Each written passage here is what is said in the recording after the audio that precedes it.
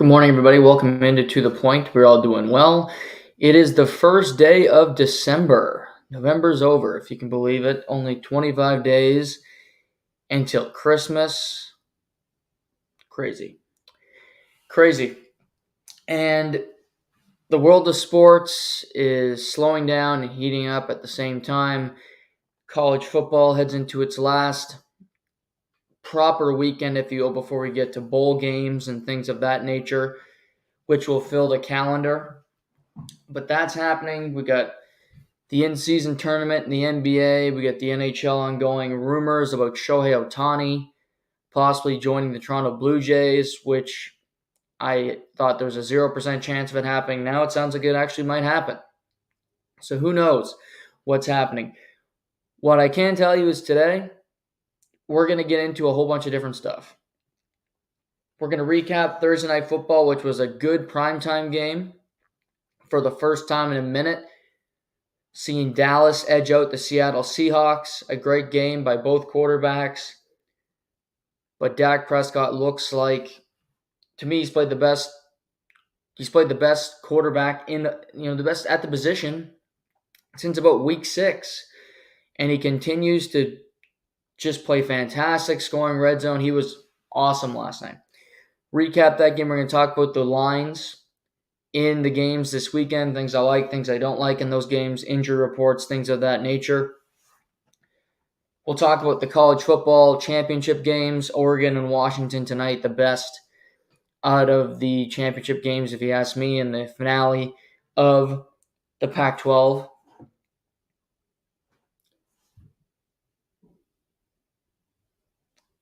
There's also Georgia and Alabama, so there's a lot to like this weekend in the world of sports, NHL, of course, and that's where we're going to start today. Because last night it was a busy night in the National Hockey League. Many headlines. Mitch Marner gets a hat trick and scores the gimmick winner. Tom Wilson gets his first career hat trick in a late game in Anaheim. The Vegas Golden Knights outclassed the Vancouver Canucks. Third game in 4 nights, and they play really good hockey. Tristan Jarry, a goalie goal in Tampa Bay. And the bigger story might be that Tampa Bay can't win any games, and they blow leads faster than the Toronto Maple Leafs. What else? Calgary.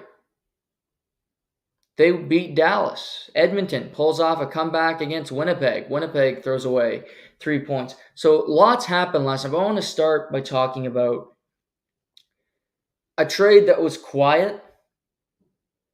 A trade that kind of went under the radar. Nikita Zadorov, about 3 weeks ago, requested a trade from the Calgary Flames. No longer wanted to be there. Didn't like his role. Pending unrestricted free agent. And told the team he wanted out. Craig Conroy said they weren't going to do anything rash. They weren't going to make a stupid deal. And they'd do it when it came together. Well, Thursday night, just before puck drops, the Flames announced that they traded Nikita Zadorov to their in-division rival, the Vancouver Canucks, for a 2024 fifth-round pick and a 2026 third-rounder. They did not retain any salary for Zadorov, so he goes to Vancouver. And Vancouver gets an upgrade on defense. Hronek, Quinn Hughes have been fantastic, but with Carson Soucy being out for the next couple months, them not having great depth on the back end, they saw Zadorov as a fit. He's a big defenseman, and they bring him in. First of all, I love that Vancouver did it. I think this is Patrick Allvin being smart, getting ahead of it. And Zadorov's not a savior. He's somewhere between a fourth, fifth, or sixth defenseman. but he's big, he's physical, and I think he knows what he's not, which is smart, and that's such a benefit when you're talking about a player that plays at the bottom of the lineup. I expected the return to be more for Nikita Zadorov. I'm not saying a first-round pick, but a 2024 fifth and a 2026 third doesn't exactly scream a boatload of stuff. Calgary gets a fifth-round pick in this year's draft. Great. A 2026 third rounder.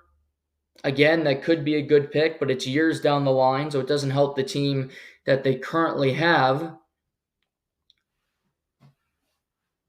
So while Calgary beat Dallas last night for the second time in a week, oddly enough, and Kadri gets the overtime winner, and Huberdeau's playing better, and they're currently in a playoff position, I have more questions. Darren Dreger tweeted out it frees them up to get cap space. So are they going to be aggressive at a trade deadline and just bring in a new player for Zadorov, just a player that has term, and use these draft picks to help them make that move happen? Where does this leave Noah Hanifin, who reportedly have had a trade on the table worth over $7 million per season, but decided not to go through with it with their poor start to the season? To me, if you trusted in the team, regardless of Zadorov asking for a trade or not, that doesn't mean you have to move him. There have been players that requested trades and you play out the season with the team because that's just the way it goes.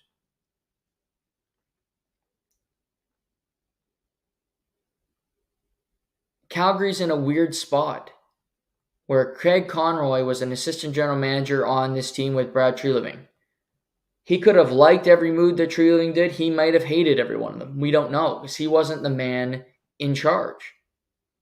He now has the reins. He now has the keys to the car, and he can do what he wants.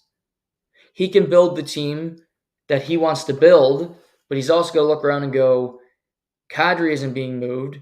Huberdeau isn't going anywhere.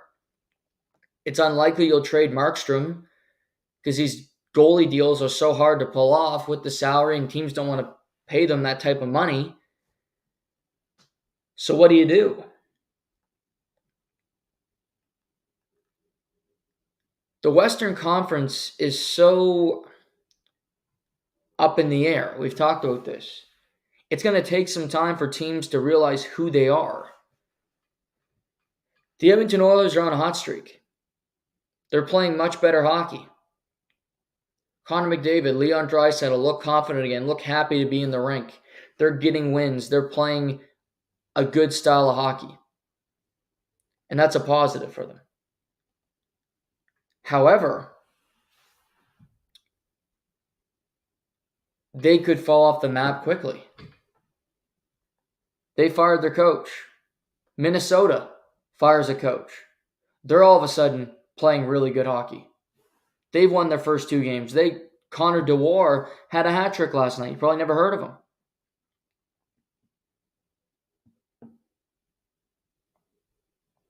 You look, St. Louis, Arizona, in wildcard positions. Calgary, right there. Nashville, Seattle. All these teams have played more games than the Edmonton Oilers. Minnesota only a game back of the Oilers in the standings with a game in hand. So they can make up ground. At their best, the Edmonton Oilers are a better team than the Calgary Flames. At their best, I think the Minnesota Wild are a better team than the Calgary Flames. So I think this is a deal that it doesn't signal tank. It doesn't signal we're not going to try. But trading a player that's important in your own division to Vancouver, who has had a great start to the season, clearly view themselves as a threat in the Western Conference. I think they look at themselves and go, we want to be a playoff team and see what happens. They knew they had to improve their defense. But I think they look and go, we got Brock Besser, who's currently leading the NHL in goals. Quinn Hughes, who's top 5 in points. Elias Pettersson, who's one of the best centers overall in the league. Let's go get a defense that can plug and play and be ready to go. And for Calgary to ship him in division to Vancouver kind of tells me, one, we're not that worried about the player, but two, we needed to get something for him. This return's no good. It's junk. Vancouver is one of 2 teams that really need a defenseman right now. And oddly enough, both teams are in Canada. It's Vancouver and the Toronto Maple Leafs. If I'm a Leafs fan, I'm disappointed in my general manager because I look at what the Leafs or what Vancouver gave up and I go, we couldn't have done that? I'm sure Calgary would have preferred to trade Zadorov to Toronto, out of the division, out of conference. Calgary plays Vancouver tomorrow night. Zadorov in all likelihood will make his Vancouver debut against his old team.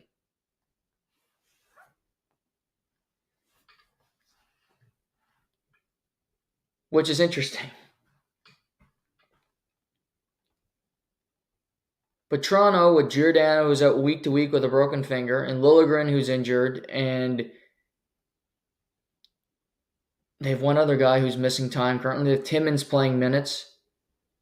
They just don't have a whole lot of players available. Klingberg, pardon me. They're playing Lagesson, Benoit, guys who are, quite frankly, American Hockey League defensemen. And they're winning games currently, but they give up leads seemingly every night. And almost every one of their games goes to overtime or the gimmick, which is fine. But there's something to be said for winning in regulation. There's something to be said about holding on to a lead, having a guy who can play in those minutes, not having to play Morgan Rielly 30-plus minutes a night. Because quite frankly, it's not sustainable. And it's not going to work. The guy's going to wear out. These trades are hard to pull off in November, in October, December, because teams haven't quit on their season yet. The floodgates have not opened. Teams haven't waved the white flag. Calgary was just saying, we'll trade this player. And Vancouver scoops him up. He isn't a blue chip prospect. He isn't one of the best defensemen in the league, but he would have helped their team. Is he better than Lagesson or Benoit? Absolutely. No doubt about it. Because I think at times during his tenure with the Calgary Flames, he was their best defenseman. Because he has offensive upside, he's got the physicality, he's got the size, the speed, and he's a mean son of a bitch. Which the Leafs could use a bit of. Because they're a nice group of guys, as we've talked about.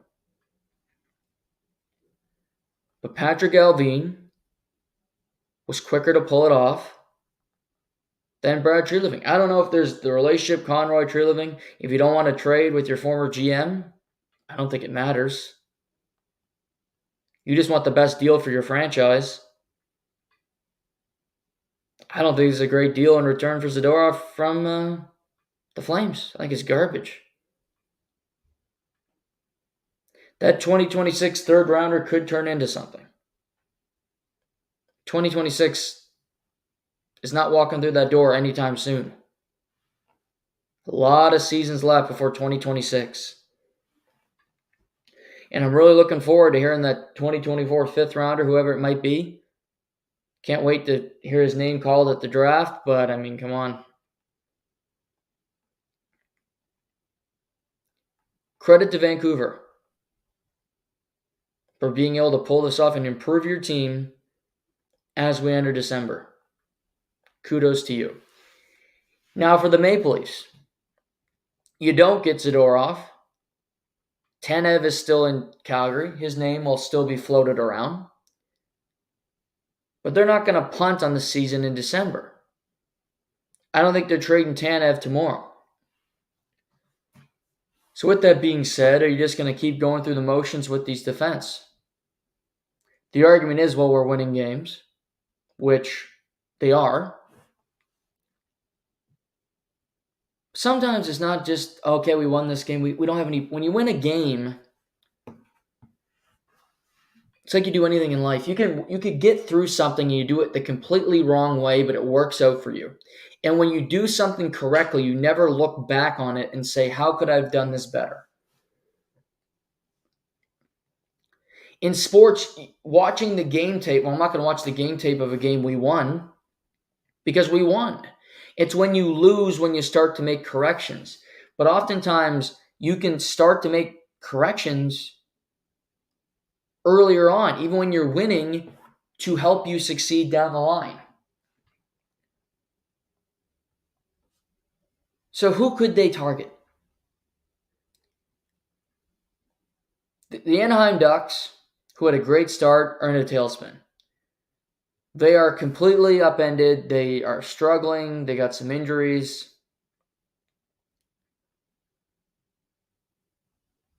I look at a guy like Ilya Lyubushkin.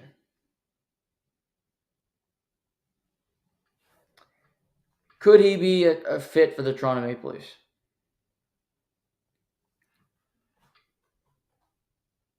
Not a guy that's going to jump off the charts.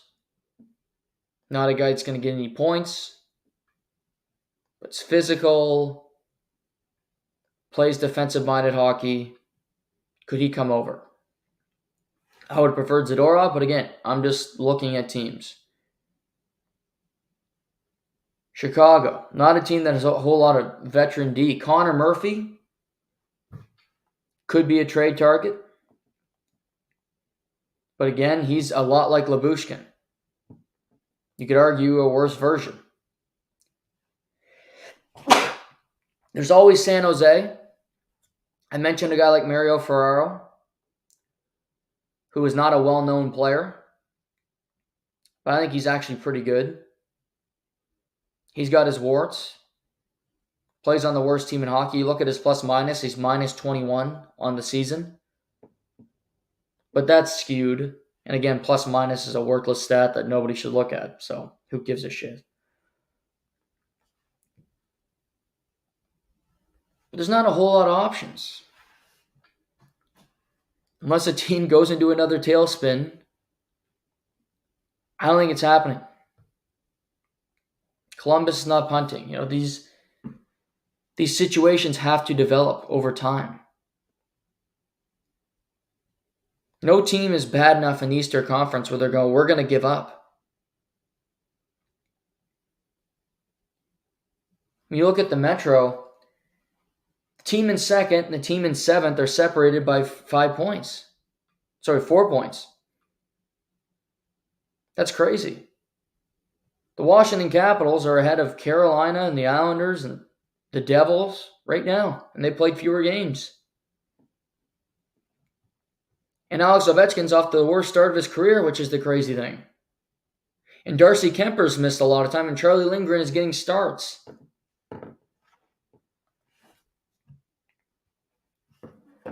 One of two teams were going to get Zadorov at this time of year, and Vancouver was able to pull it off. Kudos to them.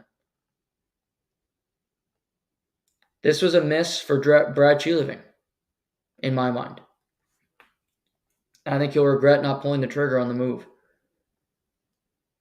Other NHL news, Corey Perry released a statement yesterday apologizing for his actions with the Chicago Blackhawks, saying that he's been struggling with alcohol. Didn't sound like he got into it with the players, with a staff member. Something occurred, and that's when they decided to terminate his contract. He's going to be getting help from professionals, which sounds like, a rehab stint, and that he took full responsibility for what happened. So it does clear up some of the confusion. He's now a free agent. I thought this yesterday. I don't think he'll play for the month of December. Go through December, you get through Christmas, New Year's. Corey Perry can kind of fly under the radar. When we get to the new year, if he does go to rehab, if he does see professionals, whatever he decides to do, I think he's playing again this year. He admitted to having a fault and trying to improve it. If he can go, clean himself up a bit, come back, join a team on a stretch run, try to win a Stanley Cup, that's what I think he'll do. Corey Perry deserves that chance. Again, like I said on Wednesday, one bad decision, one moment should not define your life. He clearly made a mistake here. He's owning up to it. But to me, if he can battle through this, you go get the help, and he can come out the other side and go, you know what? I learned from this. I need to be better. I need to be more professional. I think that's great. I think that's an awesome step for Corey Perry. We saw Sam Girard for the Colorado Avalanche last weekend came out and said he's going into the player assistance program because he's been struggling with depression and he used alcohol to kind of mask it. He needed help, so he's currently away from the Avalanche dealing with that. Shit happens. Life's tough, and we all go through our battles at certain times. And Corey Perry's going to be a Hall of Famer. He's had a great career. He's played in 4 Stanley Cup Finals. He's going to get another chance. Go get better, deal with the situation, and we'll see it come back.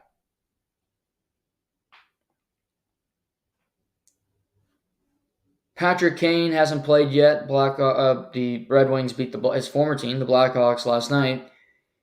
Sounds like he might make his debut next week in Buffalo, in his hometown, which would be cool. So he's still waiting around. Florida gets another win last night as they dump Montreal. Devils win in overtime. As I mentioned, the Oilers, big win. Wild, big win. Coyotes beat the Avalanche in overtime. Golden Knights beat up on the Avalanche. Jack Eichel, 3 points in his 500th career game. Tonight, only 2 games in the NHL. Sharks, Devils. Senators, Blue Jackets. Senators, Blue Jackets is interesting to me because of the Ottawa angle. Thomas Chabot's returning from injury. He'll be in the lineup tonight. Ottawa, brutal loss on Monday to Florida, an embarrassing one. They need to come out ready to play from puck drop. As I talked about, Ottawa in Columbus, then they have to fly home and play the Kraken, who will be waiting for them.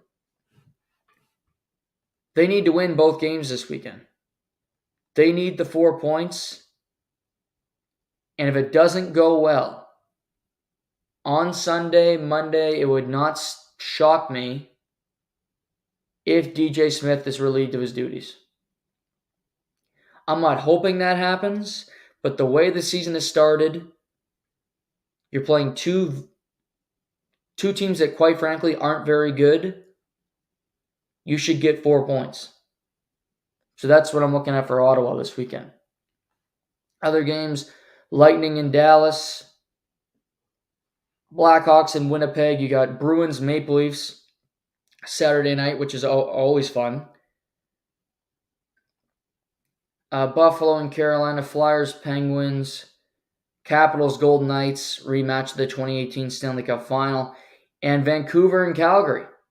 As I mentioned, Zadorov could be making his Canucks debut in Calgary against his former team. And I hope that happens. Makes the game more interesting, for sure.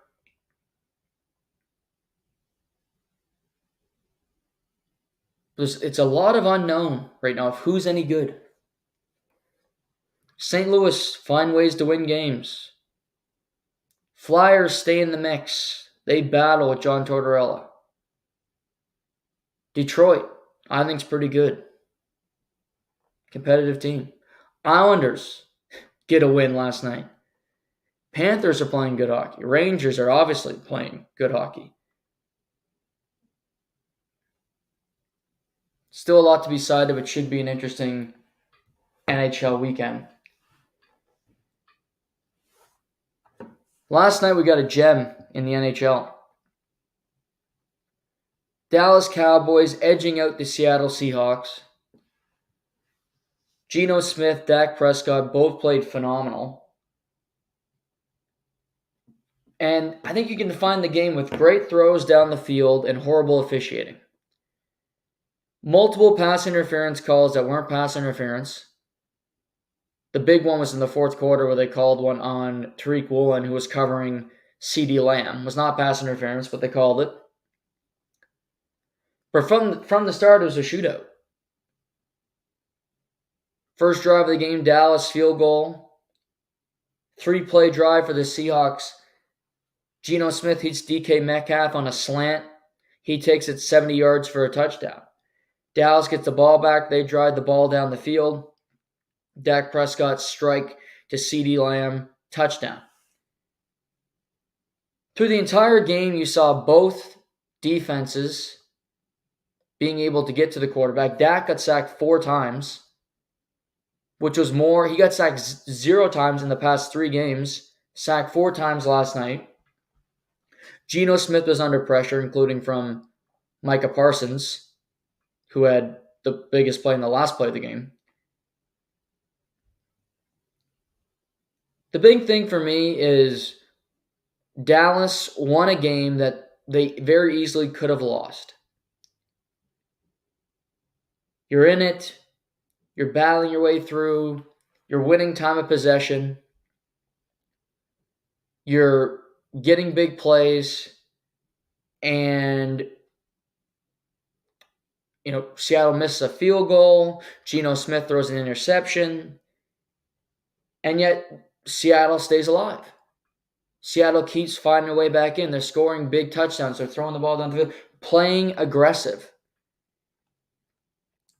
And Dak said, no. We should win this game. We're going to win this game. I'm going to make big throws to CeeDee Lamb. I'm going to find Brandon Cooks, who's starting to come on. Jake Ferguson, who's a dog, who's got that bite about him, not taking any shit. I'm going to throw in the ball matched up against Jamal Adams. No problem. All day, every day. This year, the best quarterback in the NFL has been Dak Prescott. In totality, he's been the best in the league.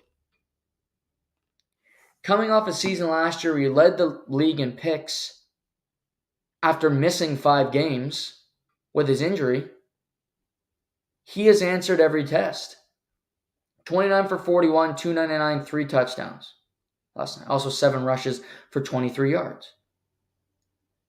Dallas was supposed to be built on the run game, and they did run the ball over 33 times last night. But it's about the pass game.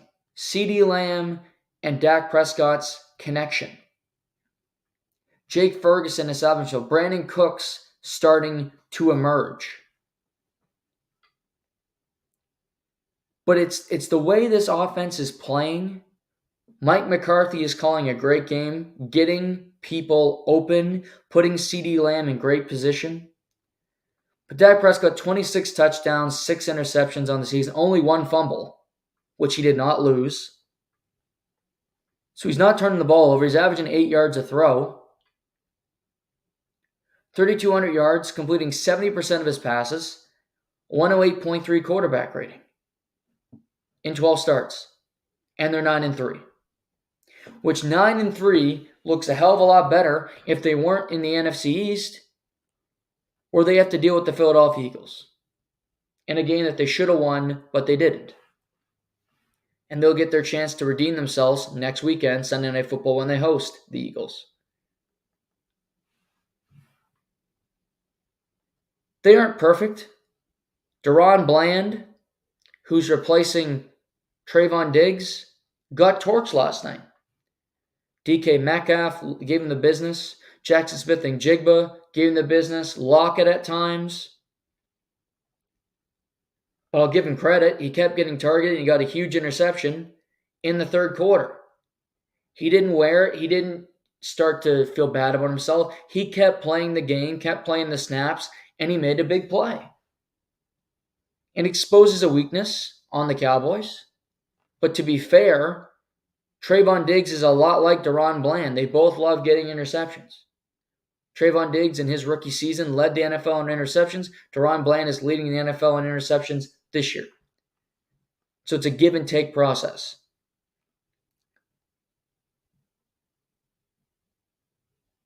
You see the pass rush. You see the guys. This team can be a threat in the NFC. They can get to the Super Bowl.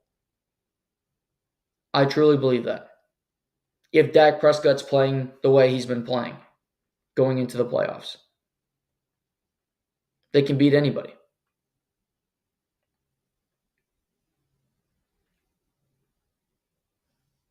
But to me, he's firmly in the conversation for league MVP. It's a quarterback award for better or for worse. Oftentimes, I think for worse, because I just think it's lazy. But the way he's playing at this level, he's in it because Mahomes hasn't been as consistent. Hurts is the leading vote getter, but I think it's more because he's on the best team. Josh Allen continues. I don't get it why he's still up there. So Dak, yeah. That's why I don't think the Brock Purdy conversation is crazy either. Because if Brock Purdy goes out there and balls out against the Eagles this week, why not? I mean, you go out there and play an awesome game against a team with one loss. That's impressive.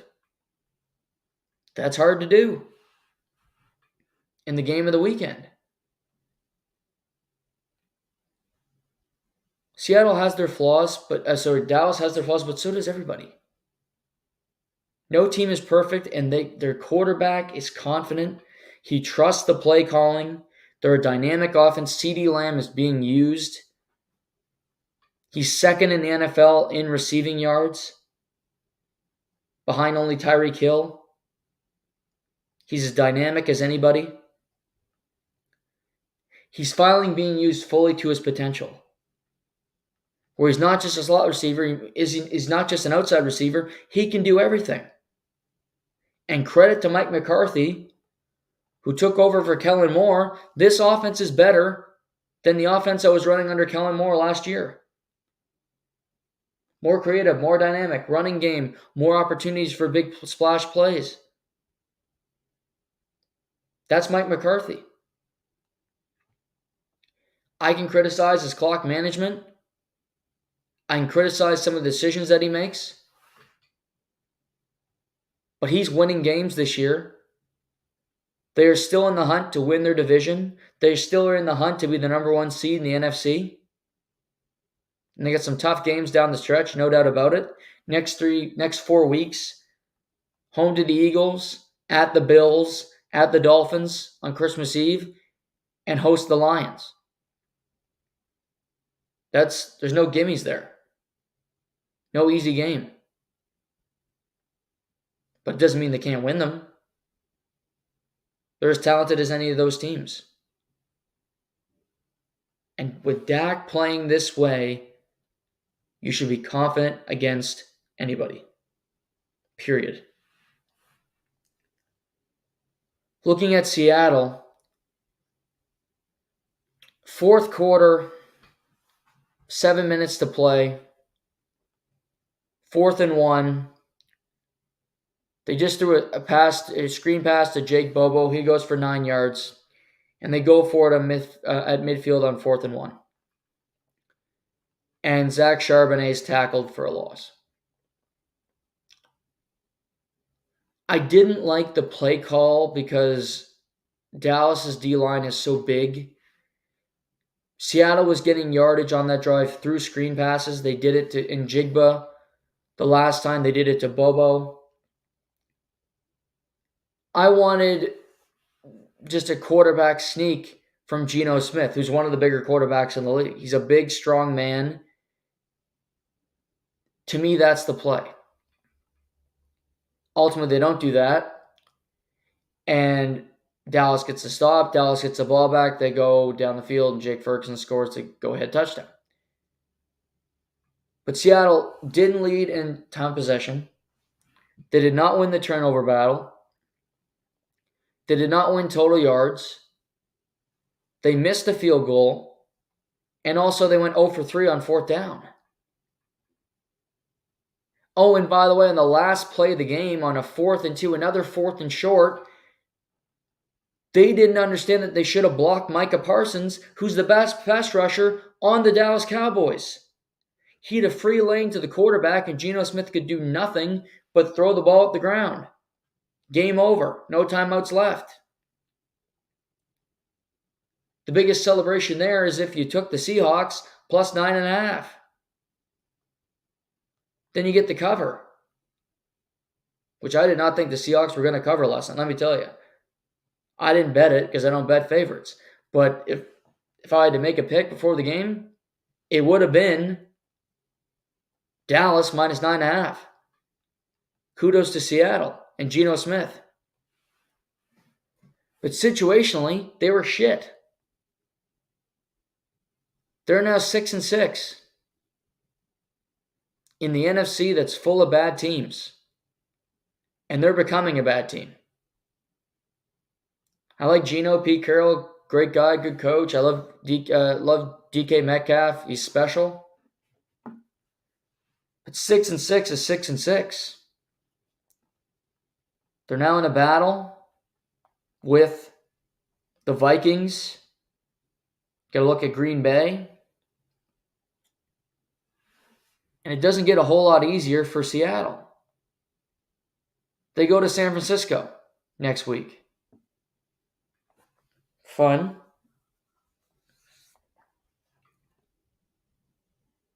They then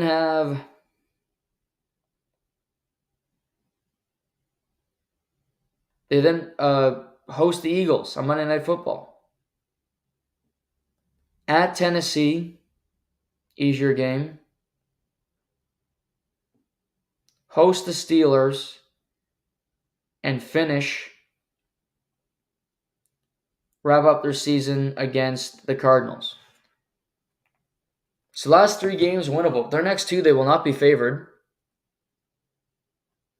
Could they get in at 9-8?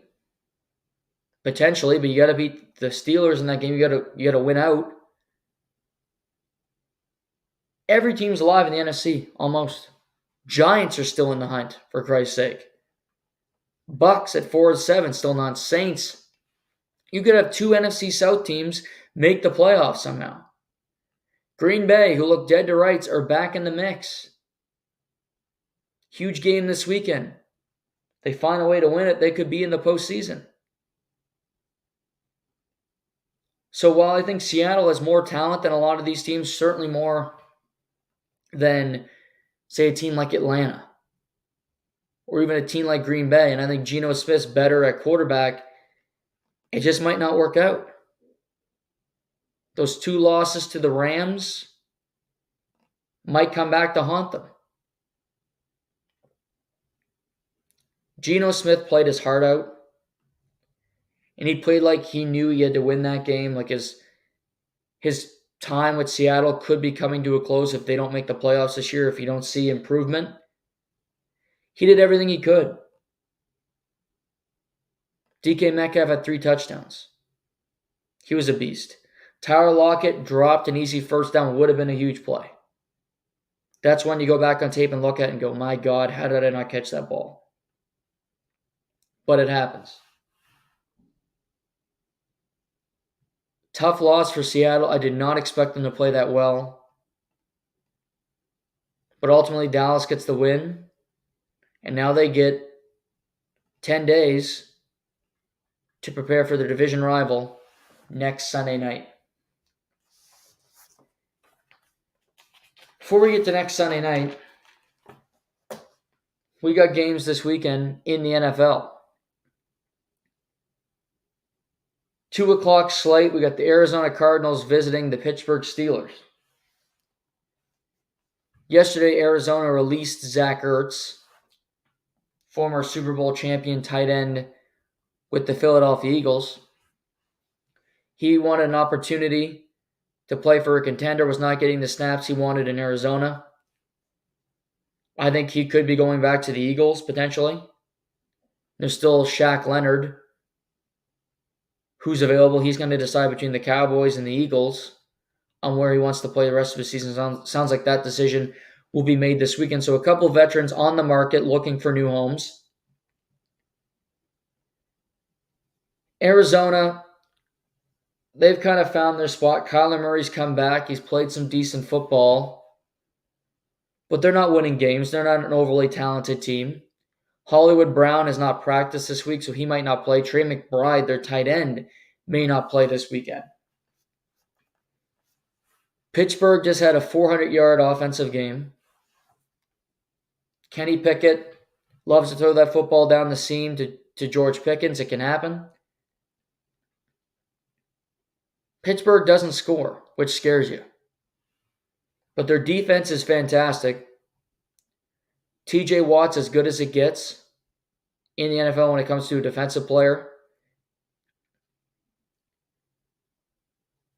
The play here, Pittsburgh at home. They have the momentum. The new coach, new offensive bump against a really bad Arizona team. Give me Pittsburgh -5.5. Atlanta Falcons at the New York Jets. 5-6 Falcons, who are leading the NFC South. The best thing they do is run the football. Bijan Robinson's as talented a running back as there is in the league. Desmond Ridder has a whole lot of flaws. I don't love the way he plays football, quite frankly. But I love Bijan. I like Cordero Patterson. I like that they're using Bijan in the red zone. What I can tell you is I hate the Jets. Mekhi Becton sounds like he's out, their left tackle. George Fant might be out, their right tackle. Tim Boyle is back under center. Problems. Aaron Rodgers is at practice, but he's not playing yet. This offense is ranked 30th in the NFL, averaging only 14 points per game this season. The Falcons aren't a good team, but the Jets are worse. I don't see the Jets covering the number at home. Falcons will get the 500. Falcons -2.5. Big game. Red hot Denver Broncos at the Houston Texans. 6-5 Broncos, 6-5 Texans. Texans coming off a loss to the Jags. Broncos coming off a victory over the wounded Cleveland Browns. Here's the thing. We learned this week Houston lost their offensive tackle, Titus Howard. He's done for the season with a knee injury. That's a big loss to their offensive line because C.J. Stroud was under duress all of last week. Houston does a good job at covering the run. They did a good job on ETN. The Broncos run the football and then use Russell Wilson off the run game to create. I love C.J. Stroud. We've been over this. I think he's so talented. Tank Dell, the connection he has with him, his big arm, he can do anything he wants on the football field. This is a huge game. If the Texans win this game according to NFL stats and info, they will have a 77% chance of making the playoffs based on their remaining schedule and the way things are progressing. With a loss, it drops down to less than 50%. Broncos, it's like 68% chance with a win, 28% with a loss. So this has huge stakes. The Texans are a 3.5-point home favorite. The Broncos defense is playing a whole lot better. Josie Jewell, Alex Singleton, they're tackling better. They're making better plays. To me, the Broncos are just riding this wave of momentum. They're feeling themselves. They're feeling good. All positive vibes in that locker room. Offense is clicking. Defense is clicking. While I think Houston's a good team, they were just picking second and third in the draft, and they've gotten this good this fast, which is an incredible feat. But the Broncos, to me, are just a little bit better overall as a team. Right here, right now. I worry about that offensive line. I love CJ Stroud, and Houston will be a good team because they have him. And they still might have a chance to make the playoffs this year. But I think the Broncos are going to go into Houston and win that game. I like the Broncos plus 3.5 to win the game outright in Houston. Detroit Lions head to the Bayou to play the Saints. Jared Goff has 6 turnovers in his last 2 games. They came back against the Bears. They lost to the Packers. They haven't played since last Thursday. They need to clean up their game. The Saints, meanwhile, gave up over 200 yards rushing last week to the Falcons. Derek Carr had over 300 yards passing, but didn't throw a touchdown. Didn't throw a touchdown pass. Empty calorie yardage from him. The Saints used to be a great home team. They no longer are. I don't think the team believes in Derek Carr. I think Dennis Allen is firmly on the hot seat. Michael Thomas is not ready. Raheem Shaheed might miss this weekend. This seems like a bounce-back game for the Lions, where you have some struggles, your quarterback's turning the ball over, you're having your first good season in Lions history for something like 60 years,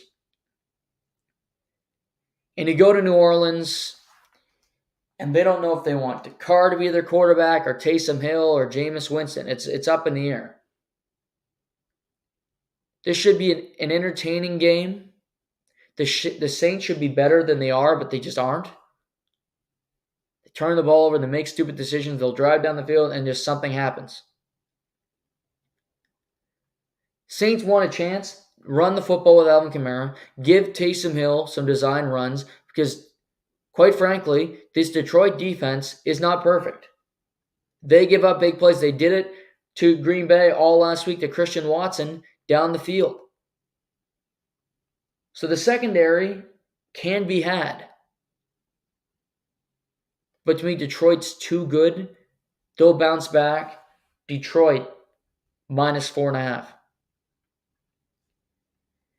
Indianapolis Colts at the Tennessee Titans, a battle of the AFC South. No Jonathan Taylor, broken thumb. He needs surgery, so he's out. Look at Zach Moss to be the new running back 1 for the next couple of weeks. Gardner Minshew still under center. Michael Pittman Jr. is taking a big step in the offense. He's playing much better football. Titans had their moment with Will Levis. Played great in a Thursday night. They should have won the game, but they didn't. They then kind of hit the ditch. They got blown out a few times, and they got a win against the Carolina Panthers last week. Colts are 6-5. They control their own destiny, and they could be a playoff team with a backup quarterback. Despite the fact that Anthony Richardson, who they took 4th in the draft, hasn't played since week 4. Mike Vrabel doesn't give up on seasons. He'll have his team ready to play, in particular in a division rivalry. But I think Gardner Minshew is doing smart things. They're running the football. He takes off and runs for touchdowns. I like the Colts. Minus 1.5. I think this is a win they get. It's a division game, so it'll be close. And I don't trust the Colts at all. And I think any team at the top of the AFC would be happy to see them make the playoffs because they feel comfortable in beating them. but I do think they get past the Titans. This game, Chargers at the Patriots. This game is interesting for one reason only. There are rumors that Bill Belichick is going to leave the Patriots after the season and join the Chargers to be their next head coach. Funny thing with that is that Brandon Staley is currently coaching the Chargers. They do have a head coach. We all know Brandon Staley's fraud ass is going to be fired. They're 4-7. They need to win every game that they can, while the Patriots want to lose every game and get a good draft pick. Potentially number one if things go right with Carolina. Patriots stink. Mac Jones this week was not even getting first or second team reps. He was on the side. Bailey Zappi was getting quarterback 1 reps, and Malik Cunningham, the former Louisville quarterback, was the backup quarterback. So Mac Jones could be an inactive this weekend when they play the Chargers. Keenan Allen hasn't been practicing, but I expect him to be on the field. If the Chargers lose this game in New England, Brandon Staley will not be coaching the last 4 or 5 games of the year. I can't see it. Because this Patriots team is truly god-awful. They got nothing going for them. No talent. Their kicker stinks. It's all-encompassing bad. And yet, I don't trust the Chargers at all. Justin Herbert, I don't trust in a clutch situation. Brandon Staley can go. Here's my advice. Do not bet this game. Do not bet this game because I'm telling you, I'm itching to take the Patriots plus 5.5, but I can't do it. Because I know it's crazy. They haven't scored 10 points in their last 3 games. They're not averaging 10 points a game their last 3. And yet I still look at the Chargers and go, they're going to screw this up. You go to New England, it's going to be cold. Maybe it's snowing this weekend. Crappy weather, an LA team coming in, you're freezing, and something happens. Could. It's not going to. The Chargers are going to win. But the Patriots still, despite the fact that their team sucks, scares me. And I bet on the Giants last week to beat the Patriots straight up, which they did. But this is a stay-away game. Don't watch this game. Don't bet on this game. Bet on the Brandon Staley firing prop on FanDuel because that's a given. That's a lock of the century. But don't bet this game. There's too many variables. There's too many crazy things that could happen. And I don't trust it. Miami Dolphins at Washington football team. If you can recall, Washington fired their defensive coordinator, Jack Del Rio. They fired their linebackers coach. So they made some moves. Dolphins are coming off that win against the Jets on Black Friday. Dolphins need to keep winning to keep pace with Jacksonville and Kansas City and other teams in their respective division and conference. Washington is a 9.5 point underdog, which scares me a bit. They were a big underdog against the Cowboys, and they did not cover the number. They were blown out.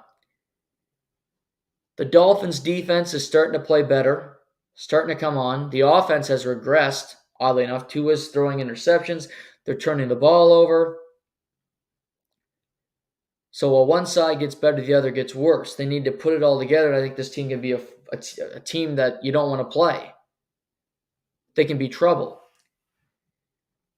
I like Sam Howell. I don't think a change at defensive coordinator is going to mean a whole lot. I do think this line is a bit much for what the Dolphins have shown on tape the last number of weeks. They didn't exactly play great football against the Jets. Just Tim Boyle, and eventually cover the number.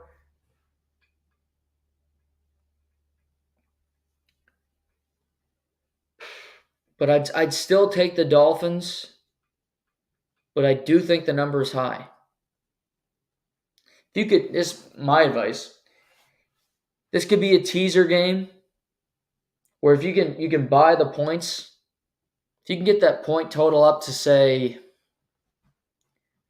12, 11 and a half, I would take the Washington football team. At 9.5, I wouldn't. But if you want to buy the points, get a teaser, I'd take Washington to cover that number. Carolina Panthers at the Tampa Bay Buccaneers. NFC South crap football game. Carolina fired Frank Reich, fired quarterbacks coach Josh McCown, fired running backs coach Deuce Staley. So now their special team coach, Chris Tabor, is the interim guy for the next couple weeks.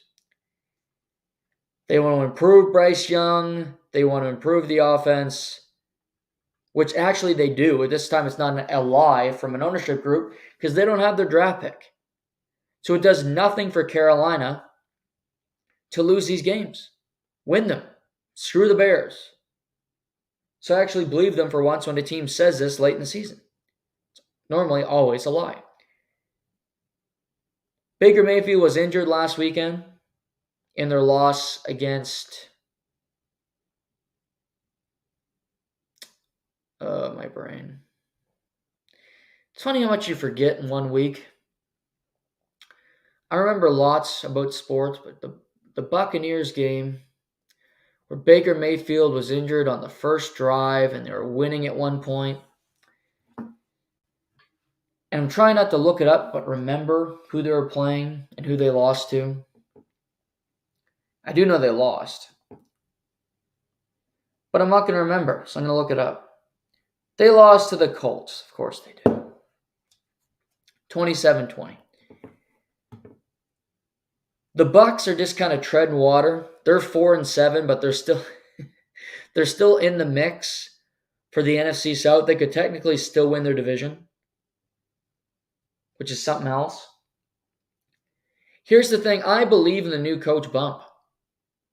I believe in the new coach inspiring you. I don't believe it this week for Washington, other than they might cover that tease number. With David Tepper coming out, making the changes, the Buccaneers are a wounded team. They're an old team. What are they playing for? Do they still believe in the season? Do they want to play hard for Todd Bowles down the stretch? Oddly enough, I like the Panthers plus 5.5. I don't know if the Panthers win the game, but I think they keep it close. It's a divisional game. Panthers covered the number against the Saints earlier in the year in week 2. They're going to be inspired to play better. Bucs aren't a great team. 2 really bad teams on the field together. I like the Panthers to cover the number. Panthers plus 5.5. Cleveland Browns at the Los Angeles Rams. This is an interesting game. And this might actually be a good game. Cleveland, injuries galore, as we've discussed. Nick Chubb, Deshaun Watson, all out for the season. Myles Garrett has his arm in a sling, but it sounds like he's going to play because he's a freak. Dorian Thompson-Robinson, my guy DTR, is in concussion protocol. Has not practiced this week, has not been officially ruled out yet, but nobody other than Brock Purdy has been on the concussion protocol to begin a week and played that same week. So it sounds like Joe Flacco is going to be the starting quarterback in Los Angeles on Sunday. The Rams, who are a flawed team, yet they've beaten Seattle twice and they're in the mix. Stafford healthy, Puka Nacua, Cooper Kupp, Kyron Williams, who's been awesome. I love the Browns' defense, but a battered Myles Garrett might not be the same guy. Also, Zadarius Smith is banged up. I like the Rams' offense. They throw the ball down the field. They can make splash plays. While the Browns can't score points. because they don't have a quarterback, and I don't believe Joe Flacco is going to be the saving grace for them. Browns need to find a couple wins. If they can get 2-3 wins down the stretch, they are going to be a playoff team regardless of who's playing quarterback for them. The Rams still have a chance of being a playoff team in the NFC because they're 5-6. They win this game, they're 6-6. They will be a playoff team on Monday because of their head-to-head battles with Seattle.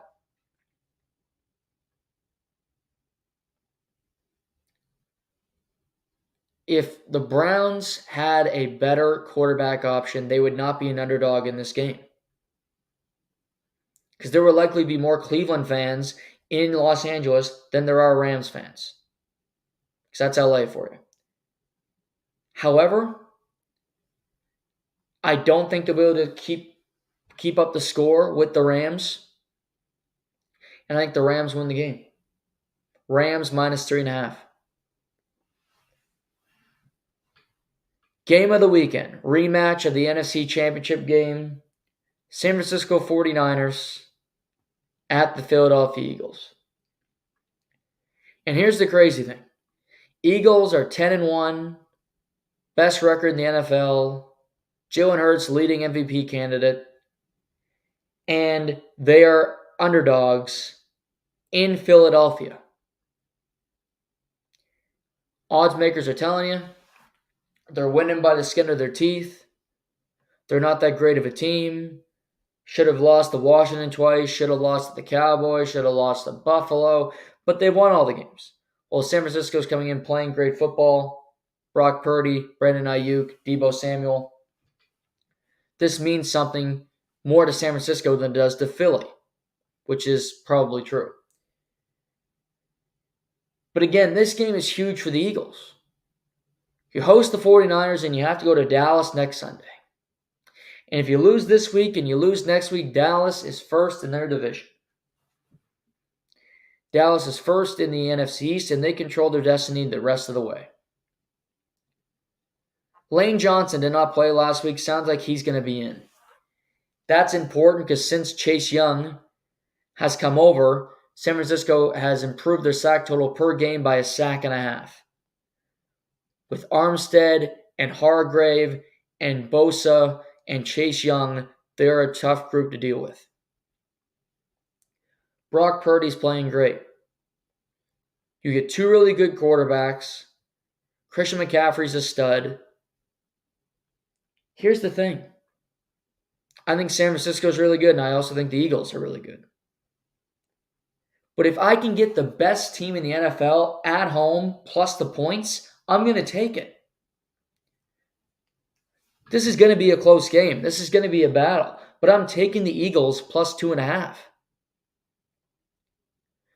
Jalen Hurts, the most clutch guy in the big moments, he finds a way to win. And they just keep battling and battling. They find a way and find a way. I expect a great football game from start to finish. But all season, I've expected the Eagles to come out on top on these respective games, and I think they will here.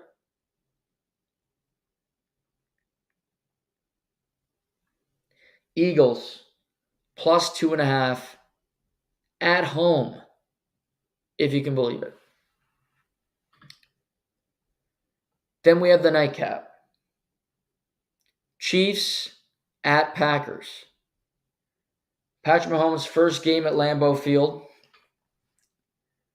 Packers at 5-6 coming off their big Thanksgiving win.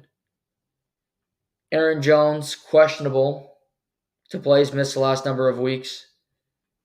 No big injuries for Kansas City. Packers are a 6-point underdog. I talked about last week with that game against Vegas, where I thought it could have been a turnaround for Kansas City. You're down 14 after the first quarter, and you fight your way back, and you win a divisional game on the road. You don't have to leave a dome and go outside to play in Green Bay. Now, they play outside. They're not going to be afraid of the cold whatsoever. Christian Watson, Jordan Love, they have a better connection. I want to see Jordan Love target Snead, go after the corners for Kansas City and see what you can do. Run the football with A.J. Dillon and Aaron Jones if he's available. Run the football.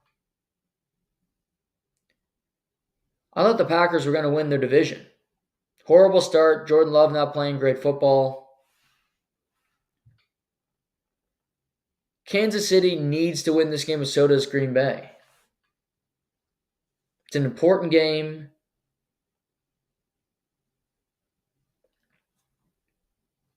I think the Chiefs are going to win, but I think the Packers keep it close. I wish this line was 7. Because if it was 7, I would hammer the Packers. Because I truly do believe that they got a team that can compete. They got a quarterback that can throw the ball down the field. I'm just going to check it before we go here. It's still 6 points because Vegas knows what they're doing. So at least could hope for a push.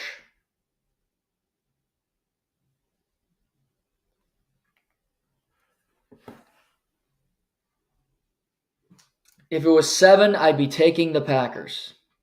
It's 6, so I'm going to take the Chiefs. Chiefs -6, but I expect this primetime game to be good. A test for Kansas City, going on the road again, and play a game Green Bay team that has found their groove a little bit. But Kansas City, I expect them to come out on top.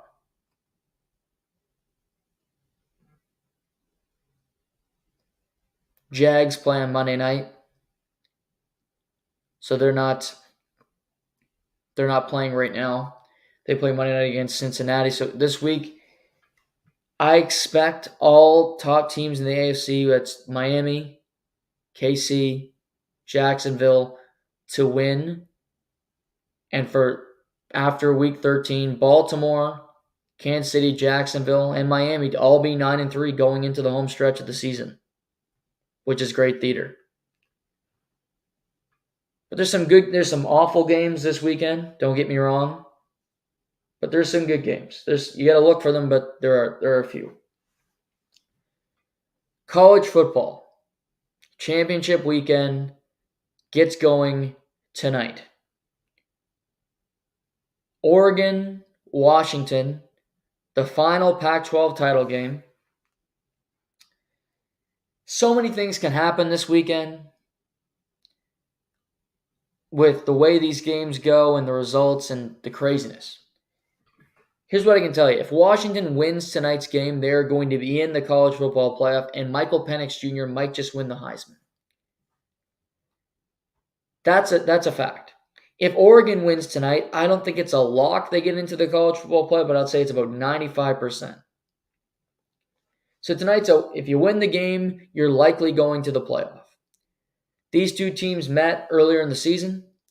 They met in Washington, and Washington won the game by 3. Tonight, they meet in a neutral site in Las Vegas at the Allegiant Stadium where the Raiders play. And despite the fact that Washington won the first matchup, they're a 9.5-point underdog tonight. They squeaked out a win against Washington State. They squeaked out a win against Arizona State. They squeaked out a win against Oregon State. Well, Oregon has just decided to decimate teams. Bo Nix is averaging 4 touchdowns per game, and this offense is chugging along. Oregon, to me, I've said it all year, they're the 3rd best team in the country behind Georgia and Michigan. I would love to see Michigan and Oregon play in the college football playoff because I think that's a heavyweight matchup between two really great schools. Penix can score. Odunze's a stud. I'm shocked it's 9.5. That's a big number in a Pac-12 title game in a rematch. Oregon's going to win. That I can tell you definitively. But does Washington cover? I'm going to say no. I think Oregon wins by at least 10. But it's weird to see that a team that wins the first matchups is near a 10-point dog in the rematch. Oregon is that good. Oregon minus 9.5. The MAC title game. Miami of Ohio at Toledo. MAC usually on Tuesday nights. Saturday afternoon here. Toledo, good school. Miami's been in it all year. I like Miami, plus 7.5. Big 12 title game. Oklahoma State at Texas. Texas would love a dominant win. You win the Pac-12, you get a dominant win, you only have one loss. You need to hope for things to happen. You need to hope Florida State loses. You need to hope kind of Georgia. It would be great for them if Alabama beat Georgia, quite frankly. If Oregon beats Washington, that helps them. So they need to win, and they need to hope things go nuts. Oklahoma State, they've had some moments this year.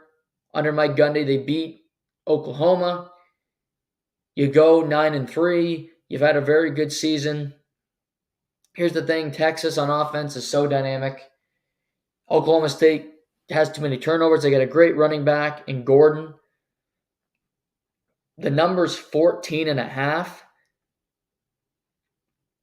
I don't think Oklahoma State will cover. I think Texas is too good. Quinn Ewers will put on a show. Texas minus 14.5. The Georgia Bulldogs, who have won 29 games in a row, play Alabama. Clash of the Titans. Alabama squeaks one out against Auburn somehow.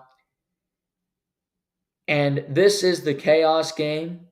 If Alabama can win, everything goes into a frenzy. If Alabama wins, the committee will have some sort of decision on their hands on what they want to do. It will be divisive. It will be crazy. Alabama has gotten better as the season has gone on. Georgia, I would say the same thing. They were great from the beginning, but they have gotten better as well. Carson Beck has gotten better as a passer. Ladd McConkey, Brock Bowers has come back from injury. Their defense has gotten better. And here's the test. Georgia's won 27 straight games against SEC opponents. Alabama, obviously, is an SEC opponent. Jalen Milroe can throw the ball down the field. He's becoming better as a passer, more accurate, more dynamic. He can obviously run. Georgia didn't have a great performance against Georgia Tech. This atmosphere is going to be crazy. The pressure on both teams. Alabama knows if they lose, they're done. Georgia knows if they win, they are likely to be the number one team in the country, again, going into the playoff. Looking for their third straight national championship.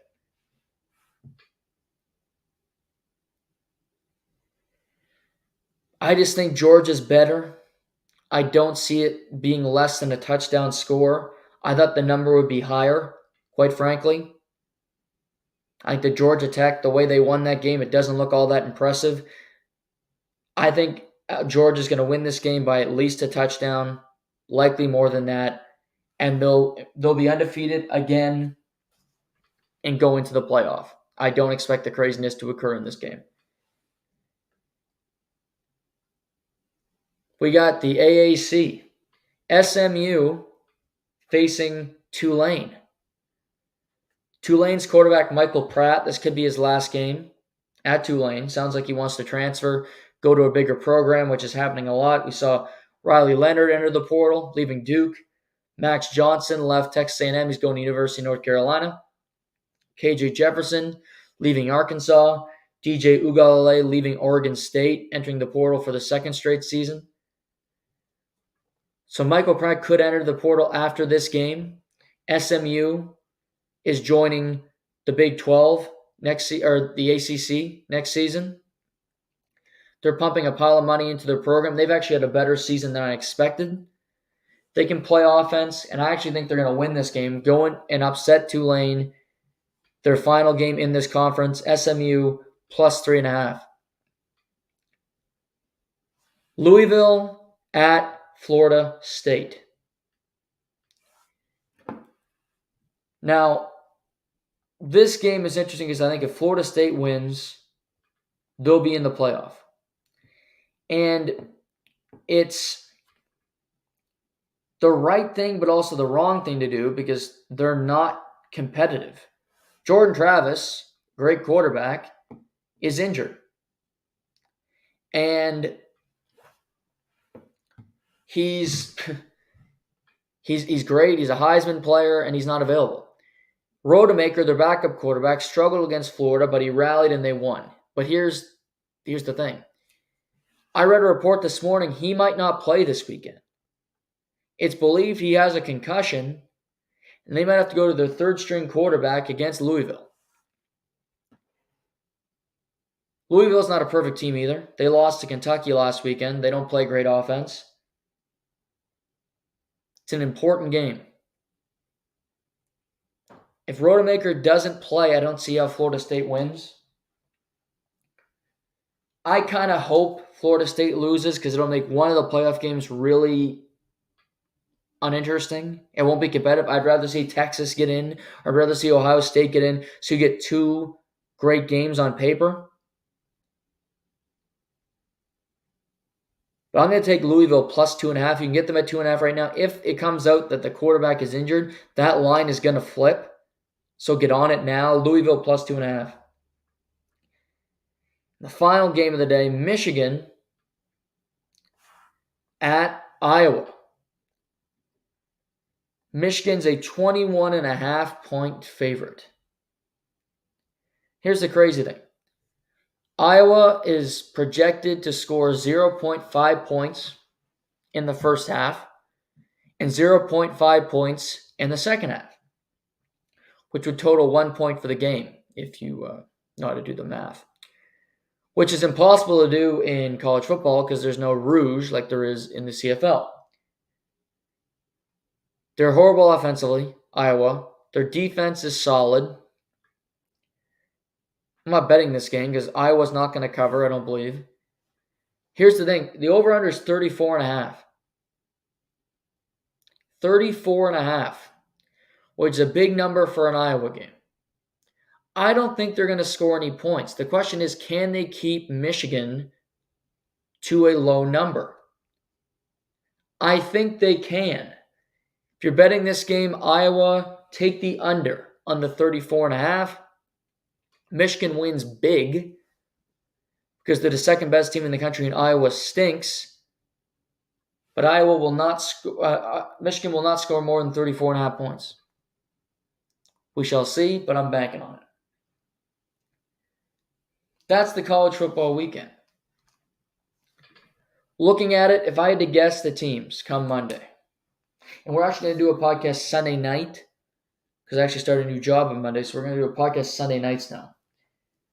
I think it'll be Georgia number 1. Michigan number 2. Oregon number 3. And I believe Florida State's going to lose, and they're going to put Texas at 4. Leapfrogging Ohio State because they won a conference title, because Georgia, Texas sells, Quinn Ewers, all that jazz. That's my prediction for Monday. Georgia, Michigan, Oregon, Texas. Oregon wins tonight. Texas wins tomorrow, and they get help with Florida State losing. And they say, well, Ohio State didn't even play championship weekend. Let's give it to Texas. That's my logic. Also this weekend, UFC Texas. We got an awesome fight night event in Texas. Not a pay-per-view. Could be, though. It's a great card. Feature bout is Beneil Dariush versus Arman Tsarukyan. Two great grapplers. Tsarukyan, who's been calling up guys like Khabib, who said he can wrestle with Khabib, said he can beat Islam. He gets Beneil. Beneil's coming off a loss to Charles Oliveira. These two guys are, I think it's going to be an interesting fight because 25 minutes. They can go on the ground. Dariush looked like he really had a tough time cutting weight in his last fight. And he seemed out of gas, just wasn't in it. So I'm curious to see how he bounces back. Arman's a big favorite at minus 290. These grappling exchanges are going to be great. I think Arman's a little better in every facet. Beneil is very good as well, but he's getting a little bit older. I think Arman's kind of on the come up the next wave. And I do believe Arman Tsarukyan's going to win this fight. Co-main event. It was scheduled to be Bobby King Green against Dan Hooker, but Dan Hooker re-injured his arm that he broke in July against Jalen Turner. So oddly enough, Jalen Turner steps in short notice to fight Bobby Green, who's won 3 fights in a row in 2023. He's looking to close out the year in style. Jalen Turner's big. He's huge for the weight class. Curious to see if he can make weight. This morning, he missed weight 2 of his last 3 fights at 155 pounds.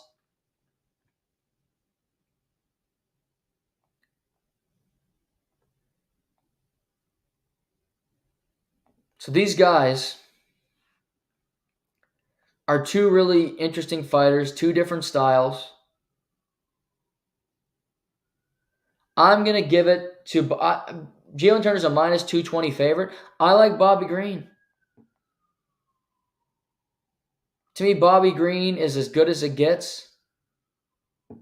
He's got that knockout power. I think he's going to find the chin of Jalen Turner and continue to bump up his win streak. So give me Bobby Green plus 220 as an underdog in this fight. I love betting an underdog, and I think he's going to get the win. Rob Font, Davison Figueiredo. Figueiredo moving up from flyweight to bantamweight, his first fight in his weight class. Rob Font, a veteran who's fought everybody. So he welcomes him to the division kind of as the gatekeeper role. Figueiredo's a plus 114 underdog. He's a great striker. The thing is, it wasn't hard for him to be taken down at flyweight. Brandon Moreno and his epic battles with him, it wasn't that difficult for him to be taken down. So I do get worried about a little bit that with Figueiredo. Rob Font, we saw him against Corey Sandhagen. He's not a great grappler. He's not a great wrestler. So I expect this to be on the feet. And Rob Font can be very good and he's slick with his combinations. But I'm going to take Figueiredo. A lot of people are kind of not giving him a chance in this fight. I'm going to take Figgy plus 114 to get a win at bantamweight and kind of start up on the right track for himself. Underrated fight of the night. Sean Brady versus Kelvin Gastelum. Sean Brady has not fought since last October. Kelvin Gastelum has not fought in a minute either. His last fight was at middleweight. He's now moving down to welterweight, 170. These two guys both love to throw punches. Both love to stand in there and just... Kelvin Gastelum's nearly impossible to knock out. His fights without Adesanya, thought he was going to be knocked out. Doesn't happen. He just has that incredible chin. Sean Brady did get TKO'd against Bilal Muhammad. That was kind of a different fight. He said he's a different guy. He's had taken time off. Got married. It's as close as it gets. You can get Sean Brady minus 120, Kelvin Gastelum minus 106. I like Sean Brady a lot. I think he bounces back. He only has 1 pro loss. I think he gets by Kelvin Gastelum tomorrow night. Pernil Soriano versus Dustin Stolfus. Stolfus has all the tools to win. He's been on a bit of a slide. Soriano likely wins that fight.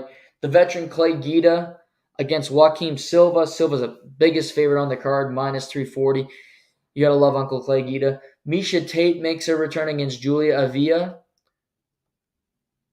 I don't have a feel. Misha has fought for so hard. The one I do like, Veronica Hardy, underdog against Jamie Lynn Horth, who is a Canadian. I like Veronica Hardy to get that win.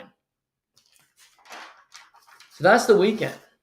College football, NHL, get some NFL, interesting games. As I said, we're going to be doing a podcast Sunday nights now after the NFL to recap and talk about it because I'm starting a new role on Monday, which I'm excited about at the University of New Brunswick.